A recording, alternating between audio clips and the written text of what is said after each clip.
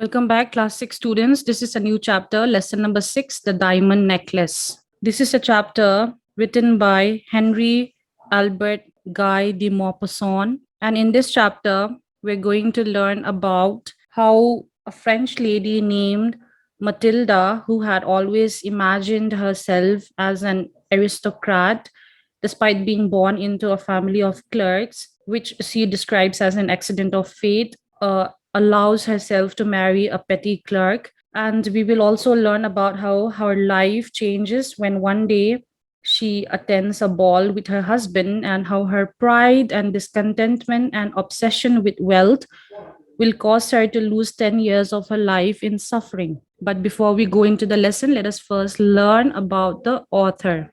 So, Henry Rene Albert Guy de Maupassant was a 19th century French author and one of the greatest French short story writer. He was born on 5th August 1850 at Thionville in the French Republic, and many of his stories are characterized around simple episodes from everyday life which reveal the hidden sides of people and are set against the Franco-Prussian War. Now, the Franco Prussian War, or otherwise called the French German War or the War of 1870, was a conflict between the Second French Empire and later the Third French Republic and the North German Confederation led by the Kingdom of Prussia.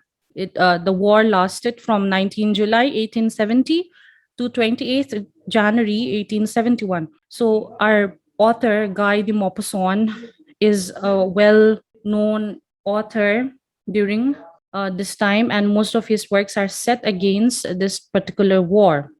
His works mainly carry the message of futility of war. The futility means the uselessness or the pointlessness of war. And he wrote not over, but exactly 300 short stories, 6 novels, 3 travel books, and 1 volume of verse. Maupassant passed away on 6th July 1893 from syphilis. Syphilis is basically an STD at a private asylum of Esprit Blanche at Passy in Paris, France. Coming to the lesson, the story was first published on 17th February 1884 under the original title La Pourure, meaning the necklace. And like we mentioned, it is about a French lady named Matilda, who happens to get married, and the hurdles she faces after that. So let us go directly to the lesson. First, Matilda Loisel was one of those pretty and charming young ladies, but as if it was an error of destiny, she was born into a family of clerks.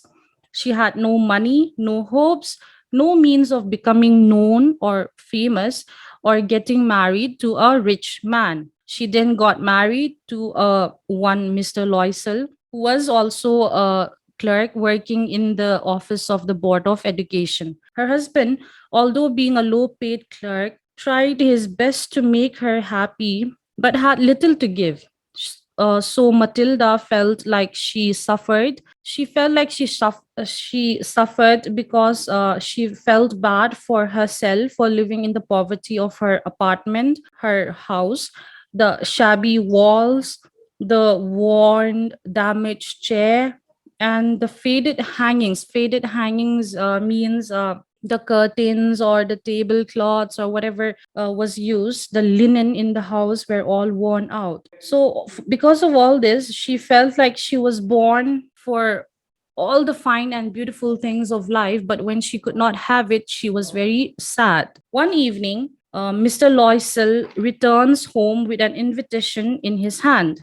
They were invited by the Minister of Public Instruction and Madame George Ramponneau to a ball, to a party at the minister's residence on Monday evening, January 18. Mr. Loisel was very excited to get the invitation and had hoped that his wife, Mrs. Loisel, Matilda, would also be happy. Instead, Madame Loisel started crying and was irritated by the fact that she did not have a suitable dress to wear to the ball. Mr. Loisel then asked her how much it would take to buy a dress, to which she replied, 400 francs. Francs is the currency of France. So Mr. Loisel had saved up that very amount. So he gave that money to buy the dress for his wife. As the day of the ball approached, Mrs. Loisel seemed sad and anxious again because although she had the dress, she did not have jewels to wear with the dress. So Mr. Loisel then said she should ask her friend, Madame Forestier, to lend her jewels. Now, Madame Jean Forestier was a rich friend and schoolmate of Madame Loisel, but since Matilda did not like to visit her because it hurt her a lot every time she would visit her and then return home to her own apartment. However, she managed to go see her and asked her to lend her superb necklace set with diamonds. Madame Loisel wore the necklace with her dress on the day of the ball. She was the prettiest of all, elegant, gracious, smiling, and full of gaiety, meaning full of joy. She danced the night away, and at around 4 o'clock, she and her husband took a carriage and returned home. On their arrival, she noticed that the necklace was not around her neck. They searched everywhere for the diamond necklace but could not find it anywhere. They then decided to replace the necklace, and while they had to go look for a replacement, Madame Loisel wrote to Mrs. Forestier saying that she had broken the clasp of the necklace and would have it repaired, just to give her and her husband some time to go find for the replacement. They found a piece at a jeweler that looked just like the one they had borrowed, but it cost at 40,000 francs. Mr. Loisel had just 18,000 francs, which his father had left, so he borrowed the rest of the money. Madame Loisel then took the jewels back to Madame Forestier. However, the amount of money they used to buy the jewel caused them a great deal of hardship. They sent away the maid and changed their house, and Madame Loisel learned to take care of the household, wash the dishes, and the soiled linen. Soiled linen here means dirty clothes, bed sheets, and tablecloths.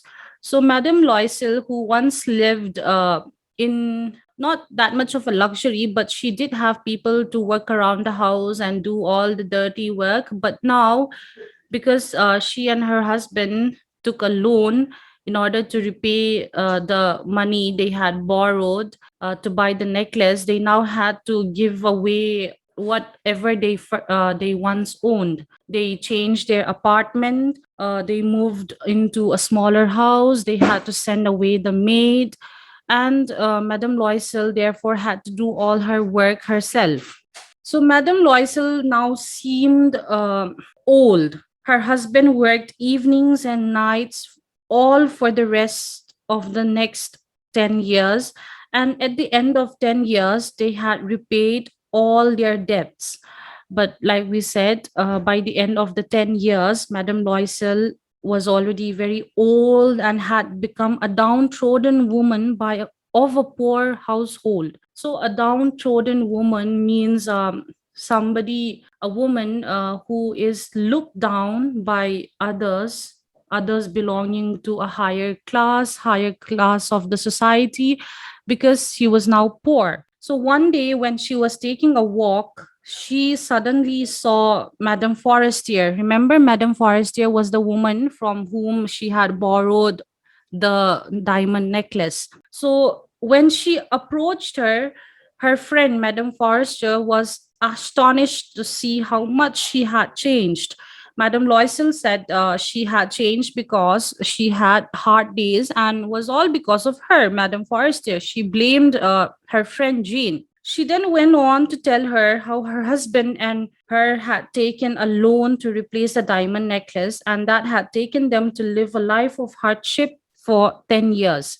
On hearing this, Madame Forestier took both her hands of Matilda and said, "Oh, my poor Matilda, the diamonds were false. They were not worth more than 500 francs." So then you see, Mr. and Mrs. Loisel were not first honest.